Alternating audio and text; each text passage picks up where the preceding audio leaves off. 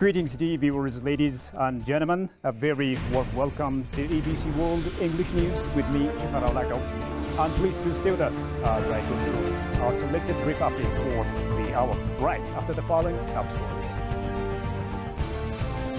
Women coffee producers say they have not been getting as much benefits as should have been the case, despite contributing splendidly.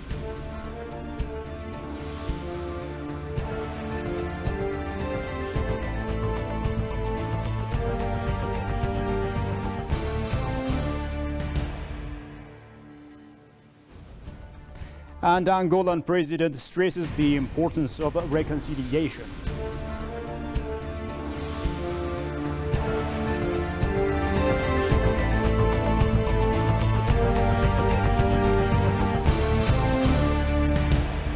Now, the Ethiopian parliament has unanimously approved proclamations on exemption from visa requirements for diplomatic and service passport holders of the Republic of Korea and India.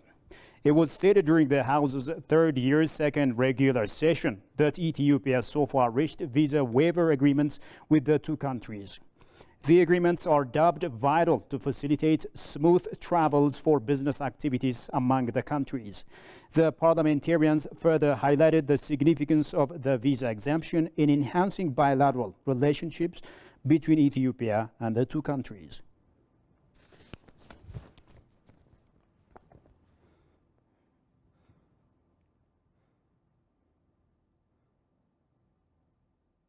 Ethiopia and China today announced the elevation of their bilateral ties to all-weather strategic partnership, according to the joint statement issued by the leaders of the two countries. The statement was issued after the bilateral discussion between Prime Minister Abiy Ahmed and President Xi Jinping on Tuesday morning at the Great Hall of the People, Beijing, together with their respective delegations. During the bilateral meeting, Abiy indicated the importance of Chinese investments in Ethiopia's economy and encouraged more investments into the 5 key pillars of agriculture, manufacturing, ICT, mining, and tourism. For his part, President Xi Jinping congratulated Prime Minister Abiy Ahmed on Ethiopia's accession to the BRICS and announced the elevation of partnership between the two countries from comprehensive and enduring strategic cooperative partnership level to an all-weather strategic cooperation partnership level.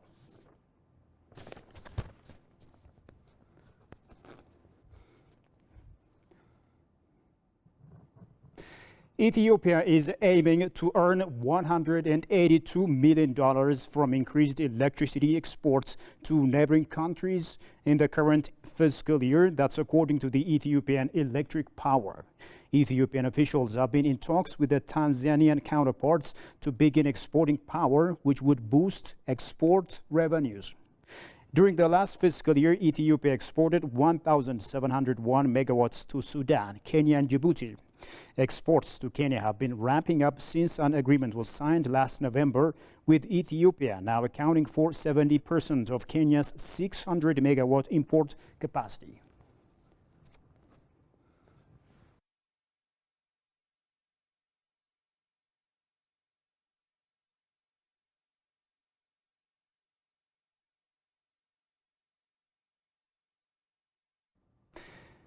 Ladies and gentlemen, you're still watching ABC World English News. I'll be right back right after the following.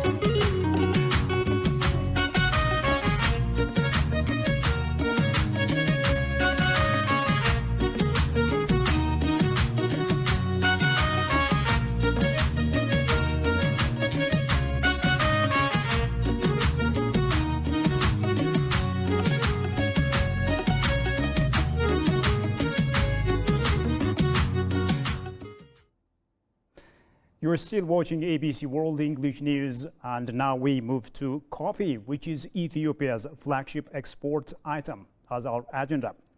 Now, while coffee continues to fetch foreign currency, women producers say they have not been getting as much benefits as should have been the case, despite contributing splendidly. This came here during the 20th anniversary of the foundation of Association of International Women Coffee Producers Conference held in Addis Ababa. Shagamato brings us up to speed. Coffee is the second export item next to fuel in the world and is a key source of foreign income in Ethiopia. Sources reveal that women play a key role in the coffee chain process. Minister of Women and Social Affairs Ergoge Tesfaye on the occasion indicated that despite progress, Ethiopian women are still facing challenges which need to be tackled in the long run. Though there are progresses in putting Ethiopian women in the coffee industry, we have a long way to go. Ethiopian women are still facing numerous challenges in the coffee industry, including limited access to land, access to finance, information, training, and networking opportunities.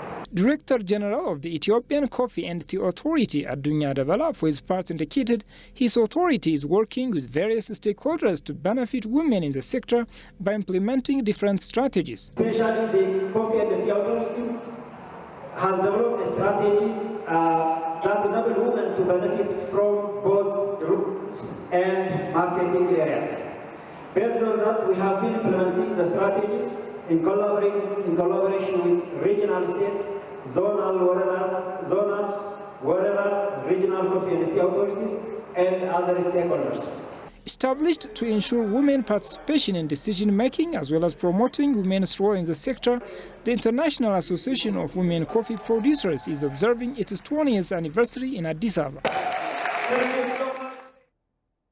And finally, the Angola's president has stressed the importance of reconciliation and progress during the State of the Nation address. João Lourenço's address came after a parliamentary session convened to consider a proposal of the main opposition group to impeach him. Tigster has the following story from Africa News. Parliamentary year began Monday in Angola with a message on the state of the nation by the head of state. President Lourenço's address came after an extraordinary parliamentary session convened to consider a proposal of the main opposition group to impeach him. The president seemingly rebutted a request by the president of the UNITA opposition party to take the floor. Any citizens who wanted to make a speech on the state of the nation would be illegitimately exercising the powers that the Constitution gives exclusively to the head of state. Lourenço dealt mainly with economic issues and the state of Angola's public finances in the first part of his speech. He also highlighted the progress delivered by his administration. The speech drew shouts from the opposition and applause from lawmakers of the ruling party MPLA. It was a speech that reflected the state of the nation as we are. The president's speech reviewed all sectors, highlighting the investments that are being made, those that will be inaugurated by 2024 and those that are being implemented. Angola's president stressed that he would continue with the process of withdrawing fuel subsidies and acknowledged the possibility of reducing the VAT on some products, measures that failed to convince the opposition. It is a record that I can consider to be negative. That is to say that after the elections that took place last year, it would have been very pleasant to have a country at a political, economic and even at the social level that was different. Lourenço anticipates a slowdown in economic activities, which will be offset by expected growth in the non-oil sector. Angola's National Assembly is made up of 220 deputies, with the ruling party MPLA party holding the absolute majority. Well, viewers, that's all the news there is for now. Thanks a lot for watching us. Bye.